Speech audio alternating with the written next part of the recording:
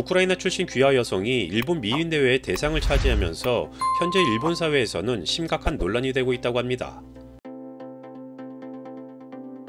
지난 22일 도쿄에서 열린 일본 최고의 미인을 뽑는 제56회 미스 일본 콘테스트에서 영예의 대상을 차지한 주인공은 1997년생의 시노 카롤리나였습니다.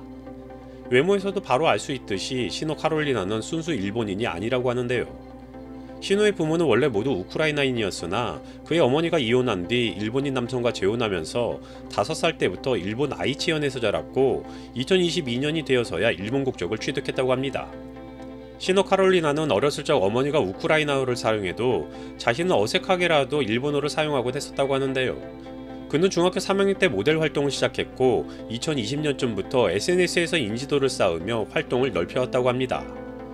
말도 생각도 일본인으로 자랐는데 코의 높이나 머리 색깔 등의 외모로 인해 외국인으로 치부되곤 했다. 좀처럼 일본인으로 받아들여지지 않는 일이 많았지만 이번에 일본인으로 인정받아 감사한 마음이다.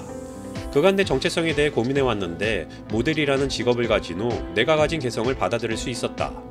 현대사회에서 여러 격차와 고민을 가진 사람들에게 힘이 될 수 있게 자원봉사를 하고 싶다. 앞으로 미스 재팬으로서 활약하며 더 많은 이들에게 내 목소리를 전달하고 싶다라며 수상소감을 밝히기도 했습니다. 하지만 현재 시노 카롤리나의 미스 재팬 수상을 두고 일본 내에서는 심각한 논란이 되고 있는 상황인데요. 대회가 화제성을 중시해 정치적 의도로 선발한 느낌이 든다. 재능을 다투는 대회라면 상관없지만 미스 일본은 좀 일본 대표라면 동양인이 갖는 장점을 보이는 대표였으면 좋겠다. 부모가 둘 다 우크라이나 사람이면 결국 본인도 우크라이나 사람인데 이걸 인정하면 일본의 국적 경계가 붕괴되는 것이다. 굳이 1위에 일본 출신이 아닌 사람을 올렸어야 했나. 서구적인 외모는 일본 고유의 아름다움을 뽑는 대회 취지에 맞지 않는다라는 등 시노 카롤리나의 수상에 대해 비판적인 목소리가 높아지고 있습니다.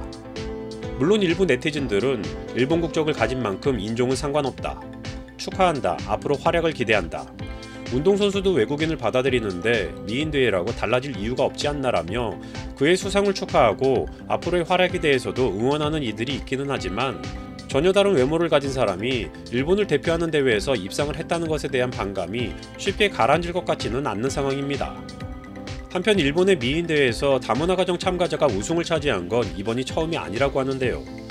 2015년에는 미국 국적 아버지와 일본인 어머니 사이에서 태어난 미야모토 아리아나가 미스 유니버스 재팬 대회에서 우승한 바 있고 2016년 개최된 미스 월드 재팬에서도 인도인 아버지와 일본인 어머니 사이에서 태어난 요시카와 프리앙카가 우승한 전례가 있다고 합니다.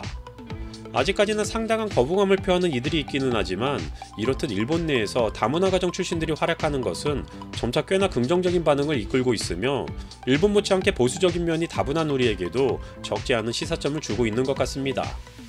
일본에서 유학이나 비즈니스 등의 이유로 장기 체류한 사람들 또는 그와는 별개로 일본에 관심이 높은 사람들은 익히 알고 있겠지만 일본은 분야에 따라서 개방의 정도가 상당히 다르다는 것을 알 수 있는데요. 심각한 고령화 사회로 접어든 일본은 인도, 브라질, 필리핀 등으로부터 막대한 노동력을 확보하는 등 필요에 따라서는 특정 분야의 외국인들의 유입을 적극 권장하고 있지만 정치를 비롯한 일본을 이끌고 있는 주류 사회에서는 그들만의 영역을 위한 장벽을 높이며 순수 일본인들과 외부인들 간의 차별에 변함없는 모습입니다.